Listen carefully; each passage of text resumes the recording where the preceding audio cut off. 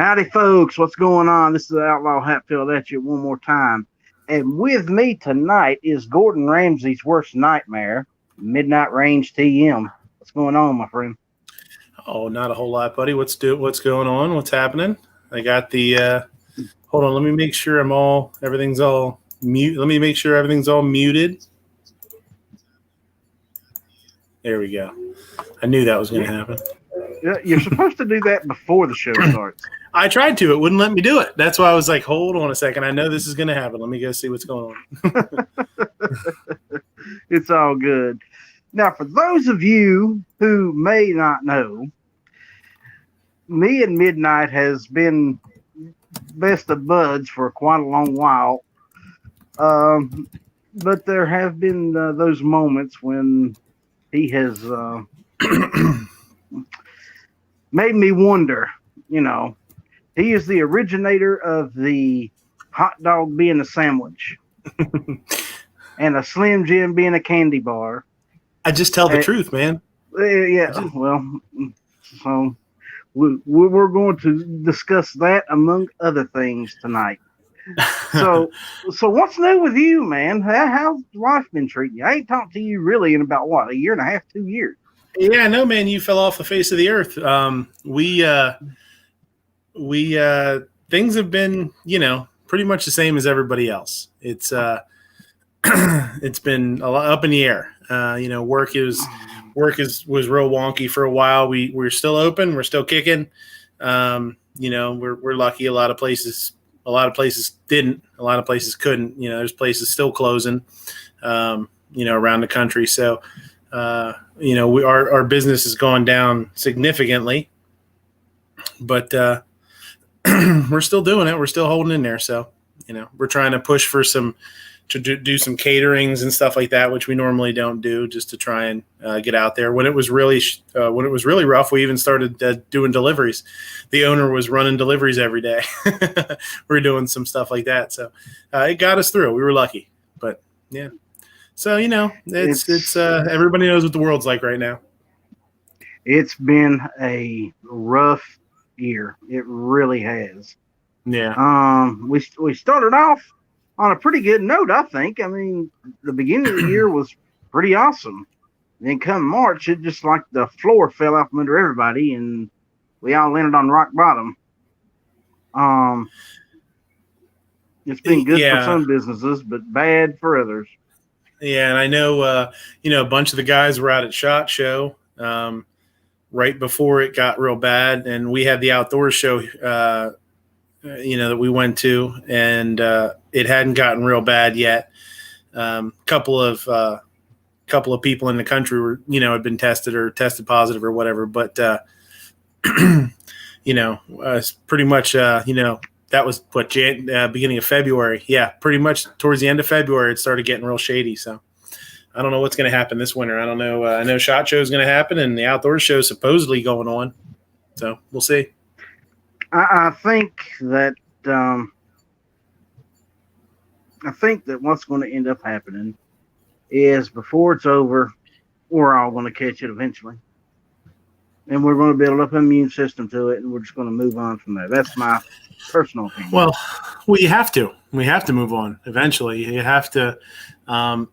People are going to get sick, and they're going to get over it, and some people are going to get sick, and they're not. And, and that's unfortunate, but you can't stop the whole world forever. It's just not realistic. And hopefully something clicks and, get past it. Yeah. Well, it's not the first time the world's been through something like this. It won't be the last. So, yeah. And we've always beat it. So, mm-hmm. The human race is very determined to stay on the planet. So, yeah. I don't see us going anywhere anytime soon. Yeah, probably not. I mean, and if we do, it'll be of our own demise, I'm sure, Probably. We're trying to save everything else while continually destroying ourselves. So yeah, it's unfortunate. It's just how it goes. Well, it is life, as we say. That's right. So, any plans for the near future for you? I mean, You plan on going out to SHOT Show, or you planning on going to? No, I'm not planning to go to SHOT Show. It's just not not in the cards for a number of reasons. I'm hoping that the outdoor show happens and I'll be able to do that again. I had a blast last year. The first year was the first year was like a learning experience for sure, being around people in the industry and talking to people. And this past year made some pretty cool connections, talked to some pretty cool people. I've had some people in the show and have done some stuff like that. And I feel like, a little bit more in the industry, you know what I mean? Not to any huge extent, because I don't put I can't put a ton of time into it, but it's enough that makes you feel like part of the gang when you go to shows and stuff. It's pretty cool. Yeah. Yeah. And there's that sense of camaraderie, you're with people that you don't normally get to hang out with. Mm-hmm. A few years back when we did the Capitol rallies, I was there, Night Strike was there, a few others showed up. Coolest thing in the world, Such was there. Mm-hmm. He's a great guy. Got my picture with him, had a conversation with him. At the time, we were talking about getting him on the channel at some point. Who knows? That may still come in the future. We will see. I'm being kind of rude. What I need to do right now, though, is say hello to all the folks in the chat, because we have failed to do so. So we have Mystic Guns out there. We have Kingpin out there. We have the Gizzard Gary, M. Gabriel, Mystic Guns. Scott's out there. P79. Rich White, of course. Rich was crying earlier because he didn't have a wrench. I fixed that. G23 is out there. Obnoxious One is out there. Gunpowder Beauty. Gunpowder Beauty, my friend, my pal, my buddy. How are you? I haven't seen you in a while. Guns and Barbecue. How are you? Looks like we got a full house out there. New York Outcasts. All the troublemakers. Yeah, Patriot in the Dark. That's the biggest troublemaker right there. Yeah, that guy. Yeah, that guy. It's hard to believe somebody that's blind can cause so much problems. It's weird. It's not surprising after you meet him. He's a troublemaker. He's got that Marine blood in him. He just can't help himself. Yeah. He just wants to break shit and cause trouble. But if I was ever in a fight, I'd want him on my side. Definitely want Patriot on my side. But now let's talk about your channel. Mm-hmm. What have you been up to on there? I mean, you seems like you have taken off since I've been away. Well, yeah, I'm getting pretty close to 800 subs. I've never really done a subscriber push. I've never done anything like that. I'm just I've got some stuff sitting over here that I want to do a giveaway when I hit 1,000 subs, but I wanted it to be natural. I wasn't really into trying to say, hey, I got stuff to give away if you get me to 1,000 subs. It just, whatever happens. I've been, especially with things the way they were over the spring and summer here with work, I really pulled back on some of the food stuff. Just did a food video the other week, a little one from home, but it's been a little bit tough. I haven't been staying at work late. I've been I was, working a little bit shorter hours and coming home and spending time with the family as much as I could. And I just sort of made a decision not to spend those extra couple hours at work to do a video. So, But I've been doing live stream pretty consistently. I missed a couple of weeks when I was mostly dead, but other than that, we've been pretty good. We had a really good show last night. We solved almost all the world's problems. There's one or two left, but I think we could probably knock them out next week. And then I started a fun little. I don't know if you watched. I don't know if you saw the video today, but we now have the Pancake News Network. So we're putting out Yes, some I did. pancake. I caught that. Yeah, we played that last night. We had a good time with that. So, yeah, there. When I come across goofy stuff, I might start putting out some goofy, fun news videos now. If we come across them. So, just trying to have fun with it. You know what, man? There's nothing wrong with that. I mean, me and Rich does the whole Saturday wrestling chats, and I have picked up a little flack for that here and there because I do this on Monday nights, and it's totally different what we do on Saturday. And people just expect me to do the same thing every time. Well, that ain't me. I've got more interest than just firearms and firearm guys, and what I'm doing here. And that's with me, I never had any hard and fast plans for the channel. I was just gonna let's see what happens and have fun with it, and just whatever happens. And it's kind of turned into a little bit of a little more political than I ever thought it would be, because I'm not a political guy, but I've found it interesting to try and stay up on things and to try and be part of it as best I can. I don't have a political mind for sure. There's guys that like Rich is spits out all sorts of knowledge when it comes to laws and politics and stuff. And I'm not like that. I'm just not that guy. But I find it interesting for me to do the shows and to talk about these things. It's as much for me to learn stuff as it is to get information out to people that are watching. I try and do a couple of segments or articles or whatever every show now that I think people are going to find interesting or important.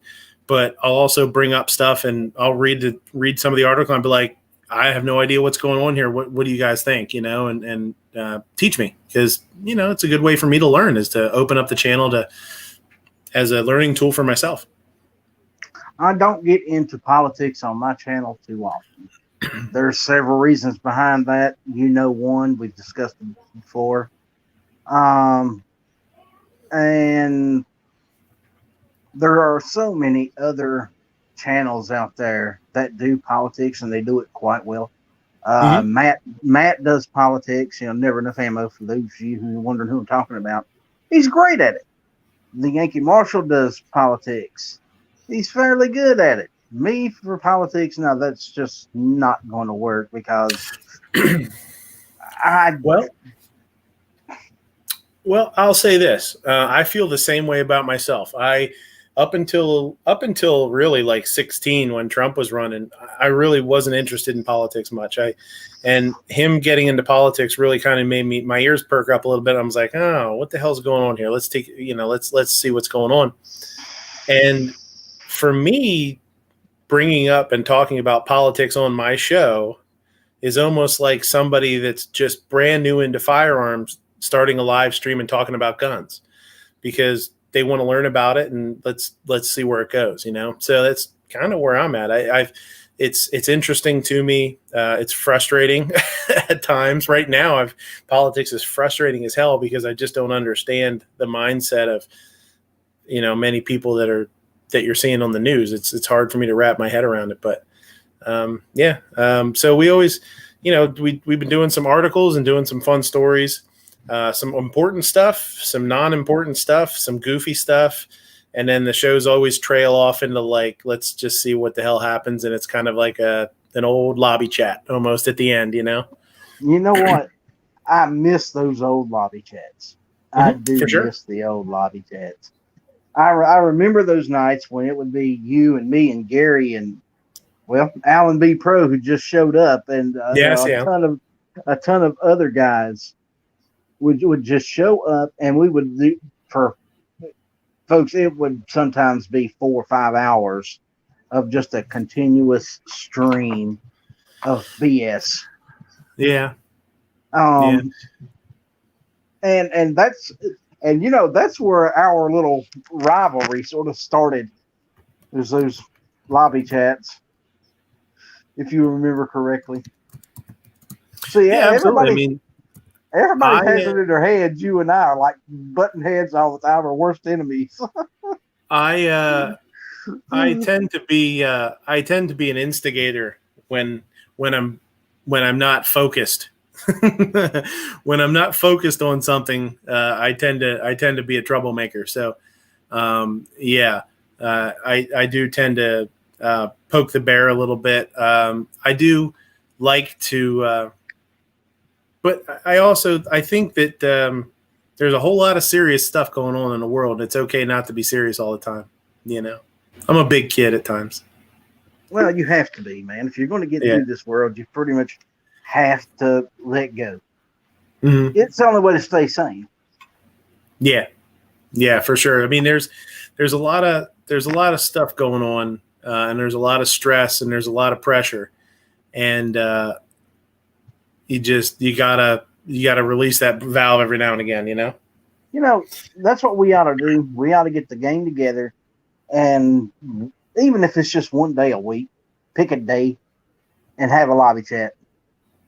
Yeah, yeah. There, every once in a while, I know a lot of people are doing it on Discord now. They're doing Discord stuff, and I have a Discord channel, but I'm never on it, and I just don't have the time. It was Well, still that's only me. having one day a week off. It's tough for me to be around the same time a lot of you guys are around. In the early evening, I'm still at work, so it's tough. It's kind of pigeonholes me. Yeah, but show up when you can. And here's the thing: if you remember, it wasn't just one person running those lobbies. Right. Somebody would start one up. I'd do it. Gary would do it. You would do it. Yeah. Just at a random time, and everybody would show up. We'd have a blast. Well, and that's the thing. What was really cool about it was, Knives would start a chat in the morning and run it for 8 hours, and then maybe Pawnery would pick it up or something. And on your way to work or something like that, you could just jump on and bullshit with the guys, and then when you got to work, like, all right, see you guys later, and it was a cool way to catch up with people and to say hi. And, for me, doing that kind of stuff I'd rather do that than listen to the radio on the way to work or something like that. So, and here's the thing. And here's the thing. Through all of that, the nonsense and joking that we were doing on those shows, a lot of times some very useful information would show up. Well, there's always, I mean, man, not even talking about just like firearms or the gun world or whatever, but there's people that we know that are from all different walks of life. There's people that are mechanics, and there's people that are cooks. There's people that are, that work here and there, and they're truck drivers, and they do this, and they're, all these different types of things. So it was funny. Like if you had a question about something, there was always somebody that knew the answer. Or they'd say, "Hey, email so-and-so, and they can help you out." I'm sure they could help you out. And that was cool. It was such a good resource for life, I guess. Yep. Pawnery was there. Hosh Nasi. Hosh. Yeah. Hosh was great, man. Mm-hmm. If you ever want to know anything about ham radio, shortwave, check out Hosh Nasi. He's one of the best there is at that stuff. George Cortez, how you doing, man? There's just so many different personalities that I have gotten to know, that you've gotten to know. Mm-hmm. And it's like a domino effect. I mean, one person meets one person, then they introduce you to somebody else, and it just keeps going and going and going. And now we have this huge community, and I still like to think that we might have separated a bit, but we are still the same community. We're all still buddies. We're all still friends. We may not talk like we used to, but we're still there for each other. What you laughing at? You must have seen something caught you. Kingpin out there talking. He said, way back in the day, we had a show called Aren't You Glad It's Not the Closer? Best show ever. One of the things with all these people all over the country, not only just the country, there's people in other countries, but it's amazing how information is spread, how fast it's spread, and how accurately it can be spread now. That's what's pretty amazing about what we do, what we're doing here, and what we do on a daily basis with all these other people is just the how easily information can be brought to each other. It's crazy. Yeah, if you ever want to know about needle points, just ask the Outlaw. Absolutely. I know how to sharpen a fish hook to a needle point. He is correct. There you go. So, speaking of fish, I've noticed you doing some knife videos lately as well. Yeah, sharpening videos and. Yeah, I just had. I don't know. It's that was one of the little kicker videos that I did at home, just threw the camera up there, and that's what's. I do everything with my cell phone. I still do everything with my cell phone. So for me, I was at home one day and I had pulled out my buck knife out of my truck, and I have it's in a leather case, a leather sheath or whatever, and it was just super dirty. So yeah, I just got it out, cleaned it up. Just some little stuff like that. And that's actually one of the better videos. I actually just got a comment on that video the other day from a guy that was said, I forget what he said. He said like he got one for his son, or he found one for his son. I think it made it sound like he bought it at a yard sale or found it somewhere or whatever, and cleaned it all up, and it looks great. And I was like, that's pretty cool. And when you get comments that are actually helping people, the video I did about my the rear sight, putting the rear sight back on my 8mm. A month or two ago, I got a comment from a guy. He said, "Oh my God, I was trying to do this and I couldn't figure it out. And I watched your video and I was like, popped right in. And I was like, oh shit, man, that's super cool. Cause that's a super rare rifle. There's not many of them. And for somebody else to be working on it and be able to use my dumb little video to help them out, it's pretty crazy. It's crazy thought. It would be surprising what video catches attention of people. I have gotten people sending me messages on Facebook and everything else about the whole block video I made. Remember that? Yeah. Yeah. And I still get messages about that on Facebook. And I'm like, wow, okay, whatever. It really depends. I'll say, like, honestly, if you look back at my food videos, they don't do well. And I'm not sure, and I'm not a conspiracy theorist, and I'm not one to say that YouTube's against me ever. I'm never like, oh, they're holding the man, they're giving me a hard time, they're busting my nuts. But I've done some food videos with some really, really popular items. I've used lamb. I've done, the meatloaf video with Wagyu or with buffalo, bison, all this kind of stuff. The Killer Food series doesn't do well. And I'm not sure if it's because I do so much guns and politics also that YouTube doesn't want to push my videos. Yeah, it's kind of weird. The ones that do well are the review videos, or working on stuff. I've got some videos up in close. I've got a video that's close to 20,000, and it's what is it? I think it's my red dot. It's a red dot or something. Alan B. Crow's got a question for you. Okay. If you could improve one thing about your shooting, what would it be and why? The regularity of it. Getting out and shooting. Amen. I'm actually, for as little as I shoot, I'm a decent shot.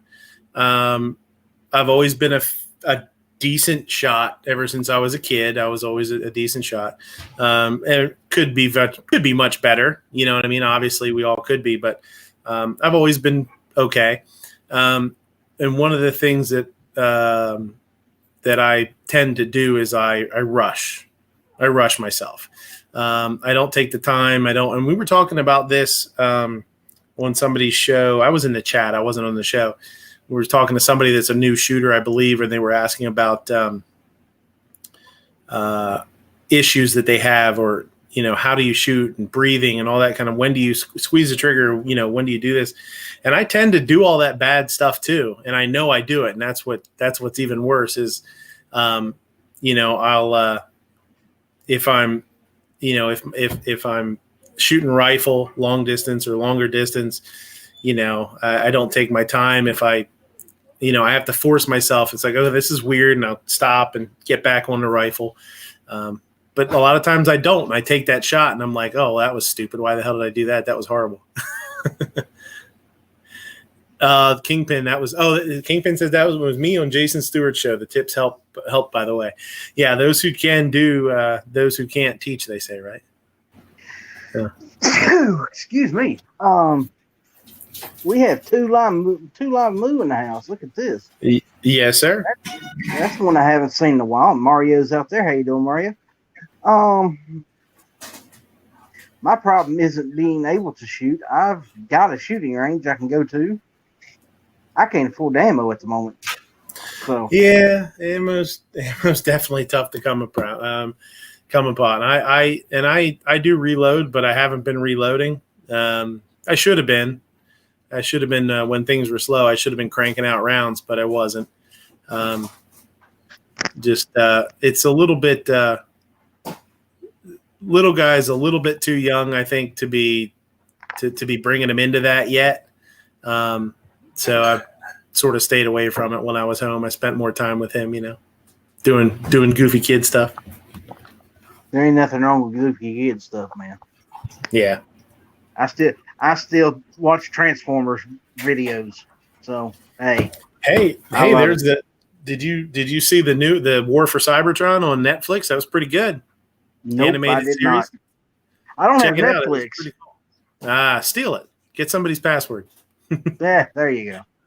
That'd be easy enough to do, actually. Yeah. But no, I've been wanting to catch up on that. I hear that it's absolutely fantastic. We shall see. It was really cool.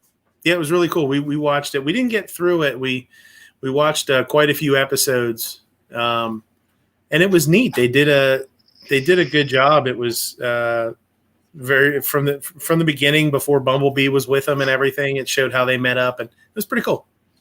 Yeah. C4 Defense. How are you, sir? What Snark. is this? Yep. The local PD is here. Watch out, guys. So for everybody that wants to know, and I work with a few people that's always been interested, would you please explain how the Slim Jim is a candy bar and the hot dog is a sandwich thing came about? Oh boy, the Slim Jim is a candy bar. I do believe somebody else was in on that. I think me and Gary were in on that somehow. Yep. I know Gizzard's out there. I can't remember exactly how it started, but I feel like we were bullshitting around one day, and he said something about Slim Jim's being in with the candy section. And then I think I ran with it. And I was like, well, yeah, there's sugar in it too. So if it's in the candy section and it's and it's got sugar in it, it's obviously a candy bar. And then the hot dog thing, I don't know I don't know how that got started. That just sort of took off. And that has been the ultimate troll for a couple of years now. Yeah. Rich says we were talking about it pre-show for a candy bar bracket. I know. I think that's when he had Too Hot, he got pissed. Yeah, he got all wound up. I don't remember if that's the day that it started or if that's the day that we really started pushing it and getting people wound up about it. The hot dog thing has just been, I've totally derailed other people's chats for 15, 20 minutes at a time with the hot dog thing, because it just gets people so wound up they don't know what to do. It's like 9mm versus 40 versus 45 or whatever. It's like the caliber debate. Like there's some way, some people that when you try and give them a reason why this is the best one. They just don't know what to do with themselves, and they get all shaky and wound up. And that's kind of how the hot dog thing does too. It's so funny. It is. And still to this day, I maintain that a hot dog is not a sandwich. It's you're allowed to be wrong. It's okay. I mean, I'm not going to be mad at you. No, this is my channel, sir. You are wrong. Yeah. I will be wrong when I'm on your channel. You will be wrong when you're on mine. Yeah. And what's funny is it took off to the point where, like, you know, Ghost and Clover and those guys were asking people at SHOT Show, you know, like big shot, like people that we would consider like kind of big shots in the industry. And they're like, is a hot dog a sandwich? And they're always like, what? It's like, what?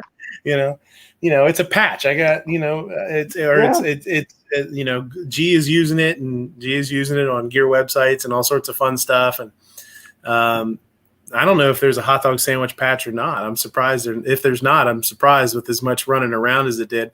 I think it was the Poor Conservative on a chat a month or two ago said that he was watching something.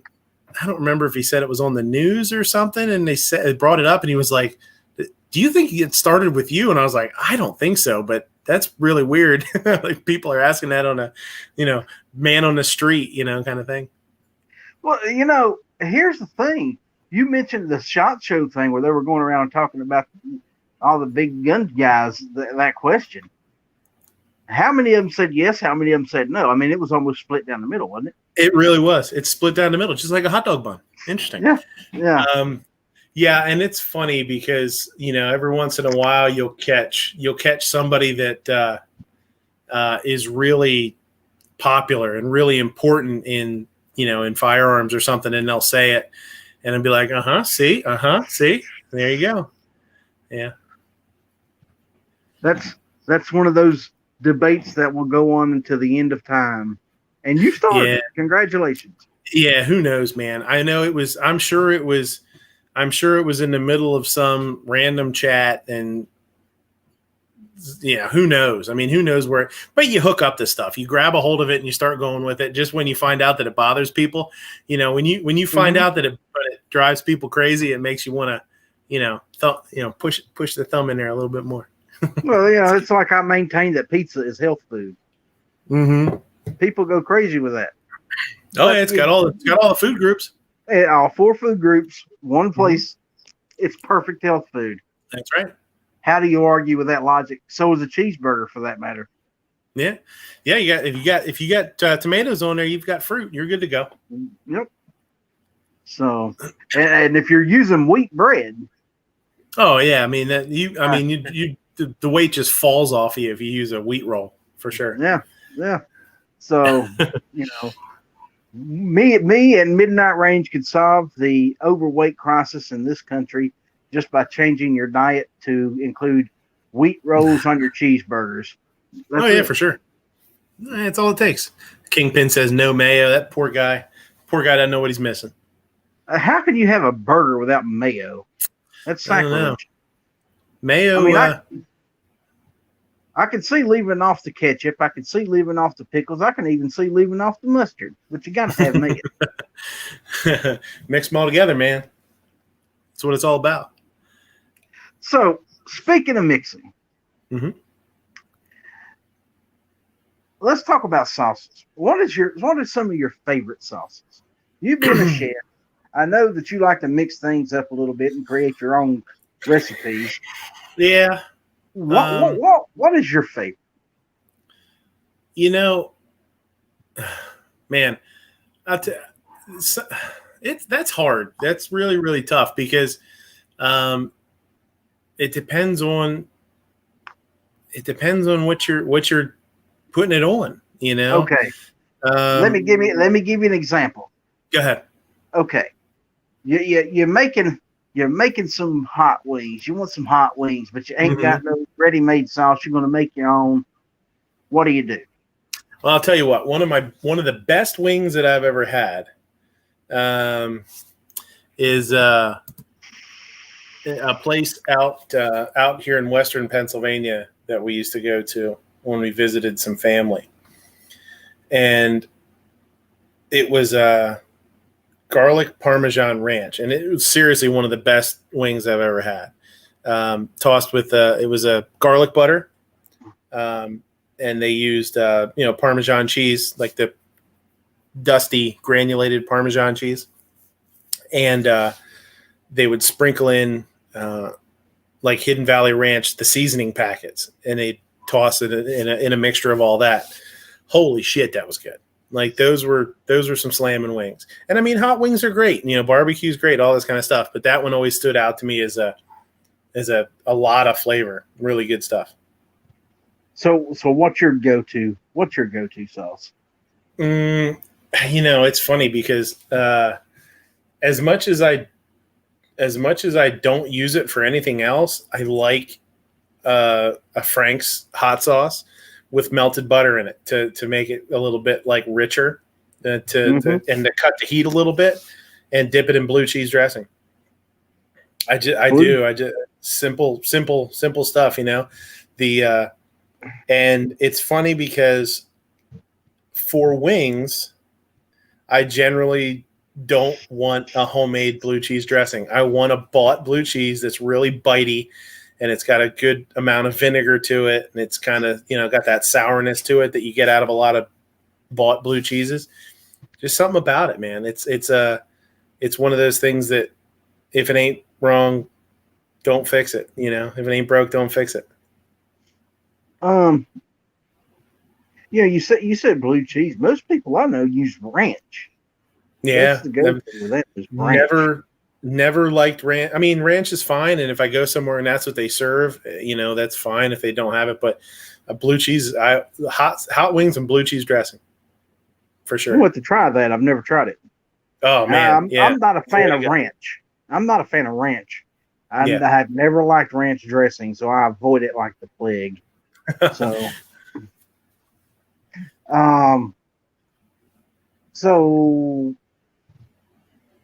what's your favorite way to prepare seafood? What's your favorite seafood dish? If you're making it yourself. Yeah, if I'm making, I enjoy salmon a lot. I think salmon's a nice sort of palate too, if you want to see it at that. You can do a whole lot with it. You can do a lot with it or a very little bit with it, and it's still great. As far as seafood goes, salmon's probably one of my favorites.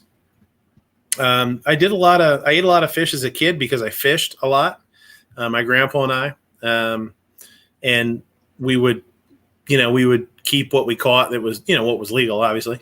And we did a whole lot of fish in aluminum foil on campfires too, where we would, clean it, put in a little aluminum foil with a little salt and pepper and a little pat of butter and a squeeze of lemon. Yep. Wrap it up and just put it on the edge of a campfire up at camp or something. And we would do that. We'd fish in the morning, then go up to camp in the afternoons and evenings, and that's what we would eat for lunch up there. Was a fish. And it'd be so tender you could just pull it right off the bone. You wouldn't even have to. For sure. It just falls apart. Yeah. And I didn't as a kid, and as an adult, I should eat like that more. You know what I mean? And when you think about it, it's like, oh man, all we ate was we would just make fish and then eat like, whatever as a side or something, and it's like, shit, if we all ate like that now, we'd all be in a lot better shape. Yeah, exactly. Nowadays, meal's a piece of pizza and keep going. Yeah. In fact, that was dinner tonight, was pizza. Yeah. So, that's probably why I've gained 20 pounds in the last 6 months. Heard that. But,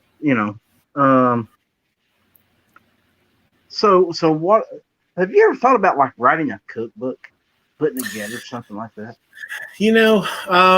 Yeah, we've even talked about it at work a little bit.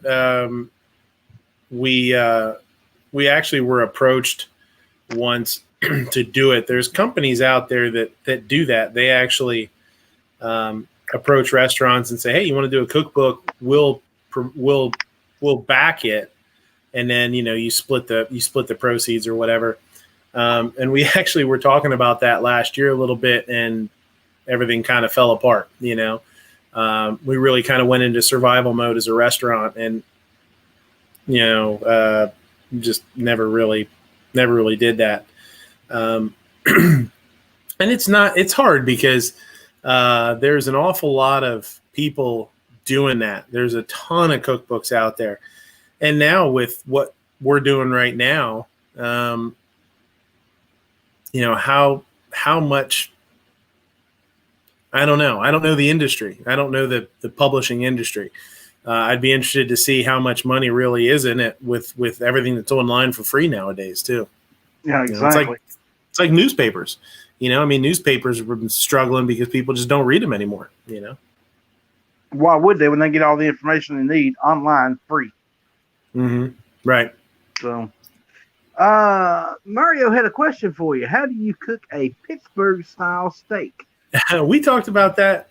I talked about that on somebody's show the other week. Pittsburgh style steaks are a throwback from the old days when Pittsburgh was still the tip top of steel industry, steel production. And what was happening was these guys were building, these large buildings, skyscraper type buildings. And they would take for lunch, some of them would take, instead of taking, something cooked, some of them would take these pieces of meat, raw pieces of meat. And as they're putting the rivets in and blow torching, using the torch to heat up the rivets, heat up the I-beams, drive the rivets, they would slap this piece of raw steak or raw meat on the I-beam, and it's super hot. They would be really red hot, it's cherry red.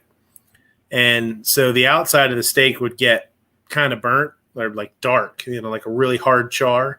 And the inside, because it's so hot on the outside, so fast of a cooking process, the inside still stays very rare, like super rare. They also call it black and blue. The outside's black, the inside's still mooing. So that's Pittsburgh steak. That's where it originated. The best way to do a Pittsburgh steak is in a cast iron pan. Get a cast iron pan, throw it on a high heat with no oil or nothing in it, just totally dry. And let it get as hot as you can get it. Dry off your steak, pat it dry a little bit so there's not a whole lot of moisture on it. Season it, throw it in that pan, and don't move it until it looks like it's burnt. That's pretty much what you see as a Pittsburgh. It's hard to get a Pittsburgh steak in a restaurant. A lot of places get weird about it. Around here, you hear it more because it's sort of semi-local in Central PA.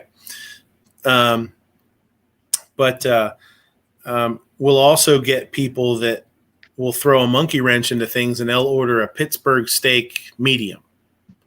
And that'll ring in, and some of it's inevitable. And I have a cook that's new, and somebody orders something like that. They'll be like, that's crazy. Like, that's not a Pittsburgh. Pittsburgh is very, very rare. You got to tell them that's not what that is. I'm like, no, listen, all they want is a medium steak, but they want to burn on the outside. Burn the shit out of it, finish it to medium, and send it out, and they'll love it. It's not rocket science. Don't overthink it. But yeah, it's it's a sort of a classic. I will call it a classic American regional technique. What other regional foods do you have around that area that you don't see a whole lot of in the other parts of the country? Well, we actually did a bracket on that one night. I wish I had it. I can't remember what show it was, but we talked about Pennsylvania foods. And pretzels. Pretzels is a Pennsylvania thing. Is it? Yeah. Hard pretzels. Yep.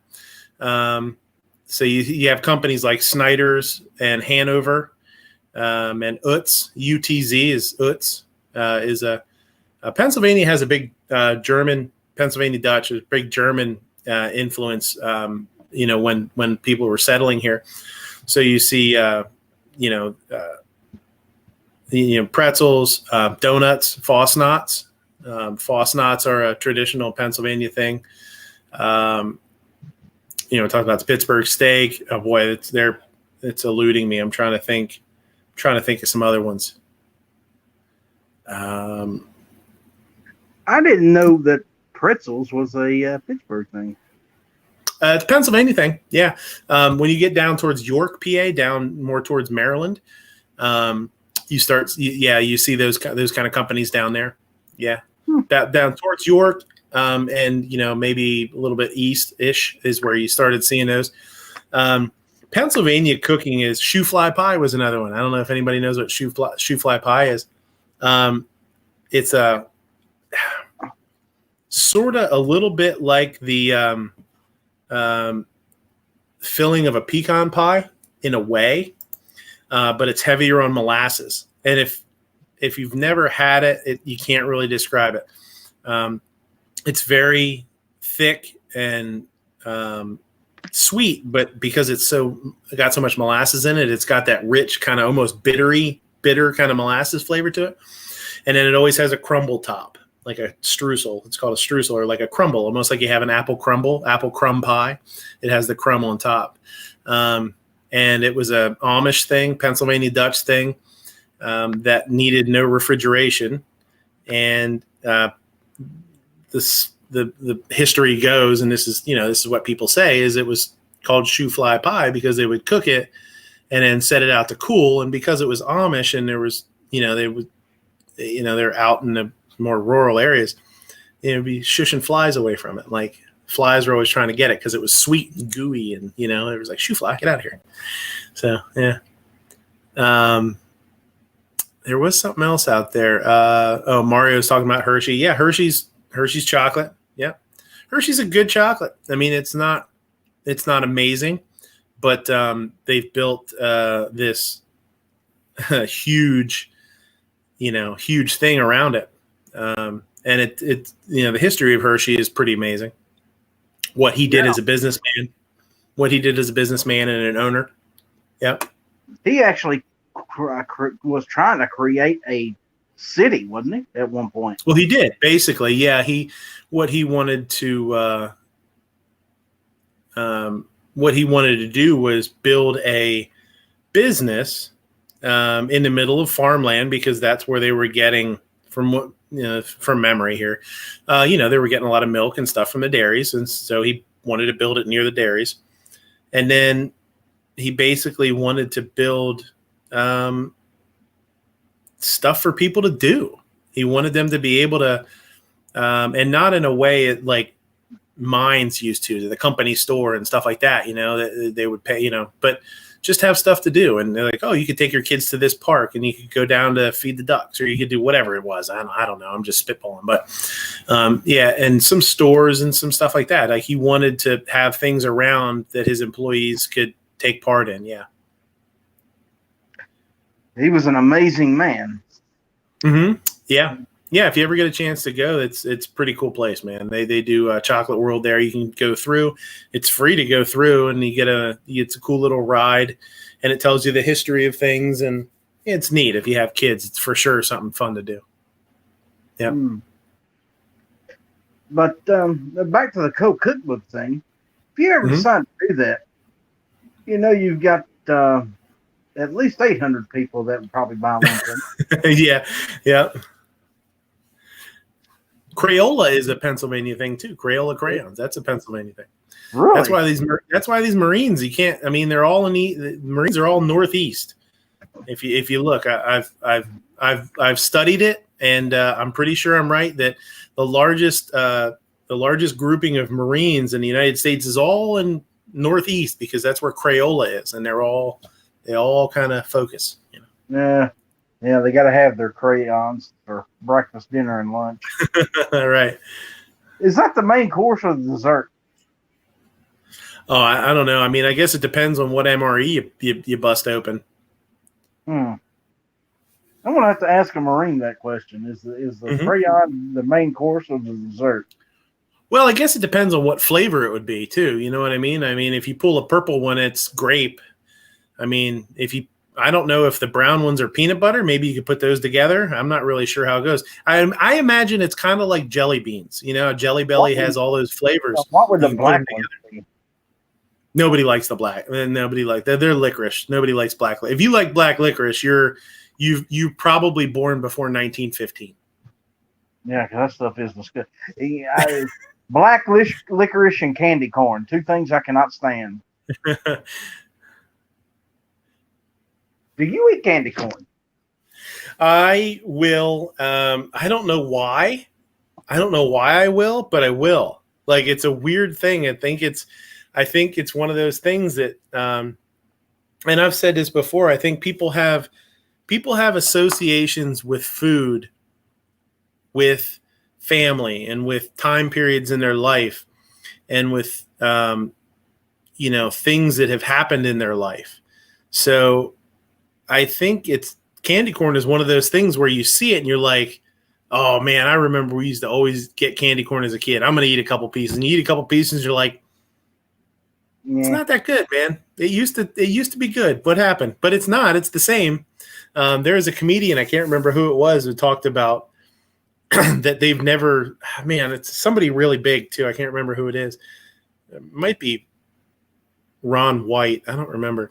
But he said they haven't made candy corn in 30 years or 40 years. It's just the same candy corn from 40 years ago that people didn't eat. They just keep putting it out and nobody eats it. It makes sense. I mean, is there an expiration date on candy corn? Probably not. It's just sugar and I don't know. It's probably sugar and egg whites or something like that. Sugar and wax. Yeah, probably some edible. Is there anything you can do with candy corn? I mean, is there anything you can make with candy corn? Well, I've never tried to, but we could. I would imagine that I would imagine you could probably melt it down if you started with a little candy corn and a little bit of water or something. I bet you'd melt it down. We'll have to try it. We'll have to give it a shot, see what happens. I have a question for you. Uh-huh. Round about sometime near Thanksgiving, I'd like to do another show with you. Mm-hmm.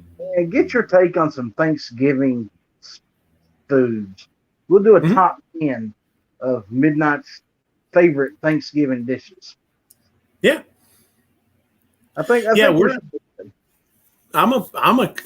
pretty classic, man. Like I say, as far as associations with food and times in your life, I tend to be the kind of person that will I'll tweak traditions a little bit, but not so much as to not understand what it originally was. I mean, I still do a bread stuffing every year. You know what I mean? And when I was a kid, the bread stuffing was just milk, egg, salt, pepper, celery, carrot, or celery and onion or something like that. That's all that was in it. You know what I mean? And that's fine. There's nothing wrong with that, But so I start with that, and then, I'll add dried cranberries and toasted walnuts. I do add a little bit of carrot in mine too, because it's nice to add some color and some sweetness. But, there's I try not to deviate from the originals all that much, and you can see that in like my meatloaf video. If you watch my meatloaf video, it's that's one of those things that's like, yeah, it's just like your mom made it, except way better, I'm not a fan of meatloaf, honestly. Yeah, I love it. I love meatloaf. I have had one meatloaf in my whole life that I've actually considered edible. Meatloaf and Salisbury steak and meatloaf are incredibly underrated, because people have had crappy ones, I love Salisbury steak. Now that's one thing I could eat till it ran out my ears, as my mom would say. Yeah, and that's the thing. I mean, that's the thing is Salisbury steak and meatloaf are 99.9% the same thing. They're just cooked different, and and usually your Salisbury steak's finished in a brown gravy, some kind of sauce. But the meatloaf and the actual Salisbury steak itself, same thing. Meat, bread, seasonings, whatever. Just handled differently. Yeah, but I probably eat my Salisbury steak a little different than anybody else. My You it's shove it in your always ear? no, it always becomes a sandwich. Oh yeah, yeah, nothing wrong with that. Nothing wrong with that at all. And the way I do it is slice of bread, Salisbury steak, another slice of bread on top, mashed potatoes on top of that bread, and the gravy on top of the potatoes. Mm-hmm. It's absolutely delicious.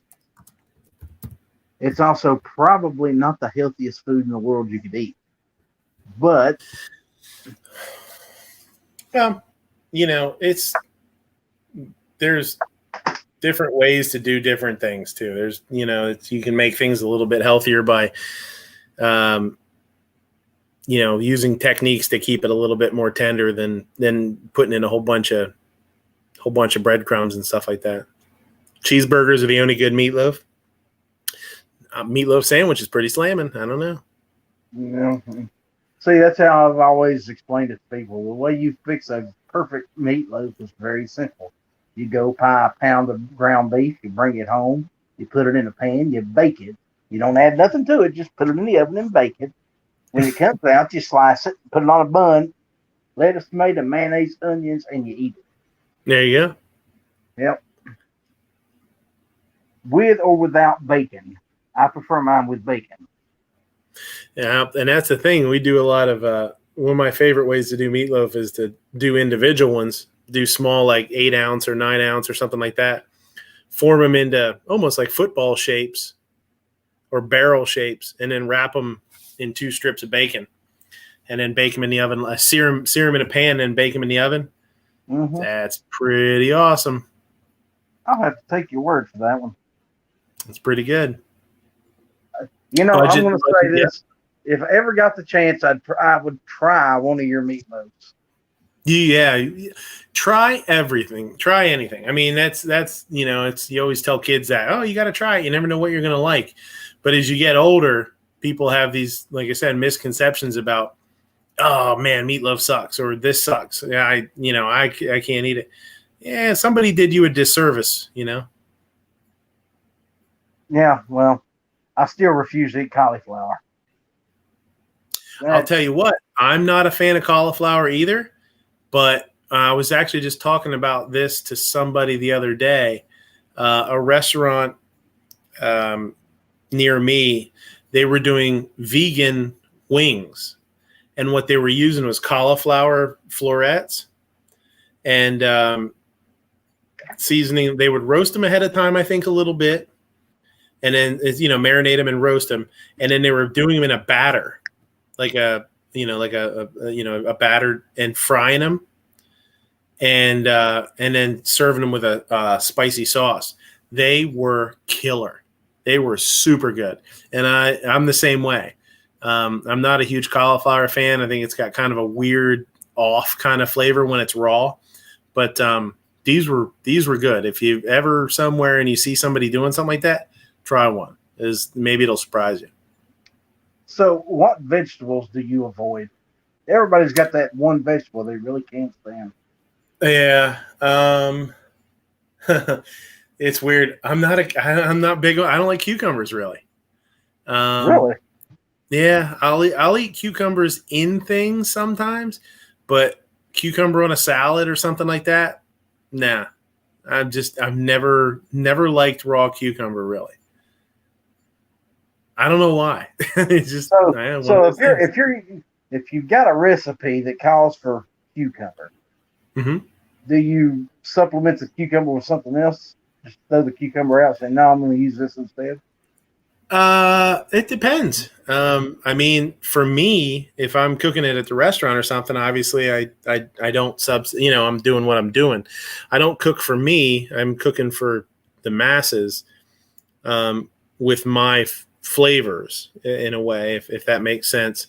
And as a chef, that's kind of what my job is. And that's what people look for. And a lot of customers don't realize that necessarily is, when we make something in a restaurant professionally for diners, I'm thinking about what you guys want, but I'm also thinking about what I want, because if I do it the way that I like it, and I do that consistently and honestly, people in the dining room will learn that. And they'll, and we get a lot of people that'll come in and be like, oh, I love the way you do this. Or I only get this here. Like, this is this, whatever it is, whatever kind of food it is, or protein, or this kind of fish. I only get yours because I love the way you cook it. And I love the way you season it. I love this, this one way. And that's something that people don't understand. And that's where having somebody in the back that's decent about keeping an eye on everything and not letting the cooks kind of wander off on their own and cook how they want to cook. That's tough. So when I make stuff for myself, if I make stuff for home, I cook for everybody else more than I cook for myself as far as flavors and techniques. If we're making Thanksgiving,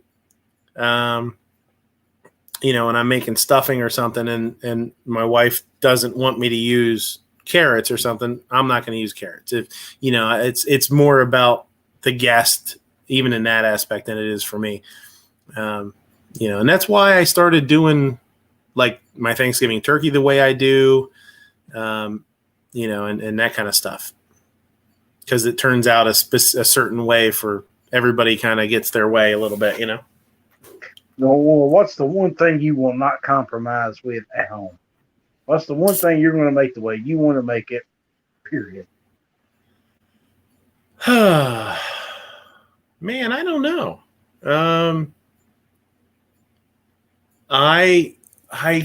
not like that, I guess. I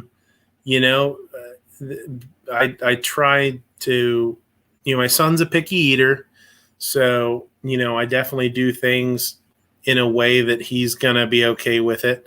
And, I'm going to make something however the wife prefers it too. I'm not going to try and buck the system on that one. What good does that do? What good does that do me, I know her. She's kind of feisty. Yeah. How is she doing, by the way? I haven't spoken with her in a while either. Good. Yeah, good. Be sure we tell her we said hello. Yeah, absolutely. Yeah, she went upstairs with the little guy. He's been so they weren't making too much noise with the dogs down here and everything. So here's the big question. Mm-hmm. How can you, being a chef, tell the difference between a good chef and a great chef?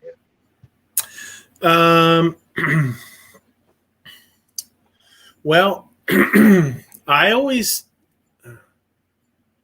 one of the things I've said this for years, when New York Outcast says apples, yeah, I love putting apples in stuffing. Green Granny Smith apples in bread stuffing, Thanksgiving stuffing, awesome move. If you can also, if you don't like apples, like chunks, if you have somebody, you use a little applesauce and whisk it into the batter and then soak that into there. And it gives it a nice sweetness. And yeah, it's a good one. Okay. So as a chef, I've said this for years, one of the biggest differences between a cook and a chef, we'll say, is from the guest's perspective. And when the guest notices consistency, real consistency, not like, yeah, it's always pretty good, but like, damn, every time I come in here, this looks the same, it tastes the same. It's man, these guys are good. That kind of consistency. And also, the guest doesn't know when you screw up. And that's one of the biggest things that that I've pushed to people when they say, like, or talk to people when they say, like, what's the difference between a cook and a chef? What makes a chef a chef? The fact that you don't know that I make a mistake ever. That's and when I say that to people, they're like, oh, that's a pretty good answer, because shit is gonna go wrong. You've been back there. It's a freaking zoo in that kitchen when they're busy. And for all the things that happen, and for orders not getting rung in. Somebody burns themselves and drops something. They got to start it over. They run out of something that they didn't plan on running out of, and now you got to, what are you going to do? We've run to restaurants that are near us and be like, hey, we got to borrow. Can I get some heavy cream? We just ran out of heavy cream, and that's why you have good relationships with other restaurants and you don't screw people. But not having the guests not realize that anything is other than buttery smooth in the back is what makes you a good chef, I think, and what makes you good at running a kitchen. See, that's something that that a lot of other people don't know. Was I used to work in the kitchen, so I know what that is. When it gets busy in the kitchen, it's busy because everybody's running everywhere, trying to do everything. You got the guys in the back making salads while the guys in the front's trying to cut meat, and the guys on the grill is hoping that they're getting all these orders in on time and out the door in a satisfactory amount of time. Yeah, and keeping everything running smooth. My old boss, the owner of the restaurant that I worked for a lot of years, up until about 4 or 5 years ago, another person bought him out, and the original owner's not with us anymore. He passed away, but he used to always tell me that a manager and a chef, they're like an orchestrator, and they just make everything happen. They're the ones that stand up front or they stand off to the side, and they direct and they make things happen, and they make things happen, the way they should. And that's very right. It's very, very hard to do things yourself and to also watch other people. And that's when mistakes happen. When we're short staffed and I'm cooking my ass off, inevitably something goes out wrong or something gets screwed up, and I'm like, it's okay. Well, let's fix it. Let's do what we got to do and make them happy. But, when you don't have that guy driving the boat, sometimes it veers off course, Yep. Well, Midnight, Bubba, it's been a great show. I think it's time we shut it down. We've been going a little over an hour at this point. So, you got any final words? Anything you'd like to say? Anything you'd like to get out there? Not a whole lot. I think, I do. Like I said, we're talking about the, doing the closer and what the show's turned into. It has sort of started. It has morphed away from food. It's worked away from food a little bit. And I do want people to know that that's not a taboo subject. If we have some people, M. Gabriel is relatively new. I don't know if, you've seen him on your shows or not. He works in food service, and he sort of heard about my show on somebody else's show, or I was talking to him or something, and he learned I was a chef, and he started watching the show, and we've had some really good food talks because he's brought up some stuff. So don't be afraid to bring that stuff up, man. It's still, I still get a lot of pleasure out of talking to people about the industry, and I think I'm very honest about it. And I think I think people enjoy hearing about the food industry from somebody on the other end of it, the other side of it, the inside of it. But there's also a lot of people out there that like to bullshit, and that's not me. I'm pretty straightforward. So bring your food questions, man. We have a blast. So if somebody wanted to send you an email or something to ask you a specific question about something, is that a thing they can do? Yeah, they can. I don't get a whole lot of emails. I focus more on having people in the live shows, honestly. I try and steer them because every once in a while I'll have somebody ask a question from one of my food videos, and I try and shove them to the live stream because it's interactive. It gives me a chance to not just answer their question, but to maybe go a little more in depth, or also to let the conversation sort of blossom into something more. You know what I mean? Not just, why do you cook a steak like that? Or what marinade do you use? You know, say, well, I can just say, oh, I use this. A lot of times I just use this. But in the live stream, they're actually out there watching, and it gives me a chance to say, well, I don't know, what kind of steak are you using? What are you doing with it? What are you doing? Next thing you know, we're building dishes. We're building food. You know what I mean? So, yeah, I mean, my biggest thing is I would say, you know, leave a comment under a video. And, you know, my shows are Sundays, 10:30 p.m. Eastern, the real time zone over here, Eastern Standard. They call it Standard because it's the good one.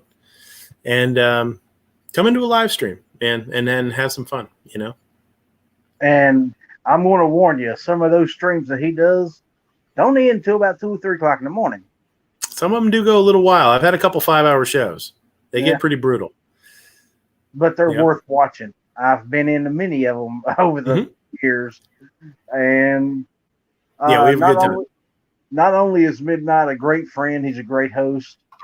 I try to be. Someday I hope to be nearly as good as Mr. MidnightRangeTM at this. Maybe I'll get there eventually. But anyway, guys, thank you for stopping by. Thank you for joining us. God love you. I love you. Take care. Be safe. We'll see y'all later.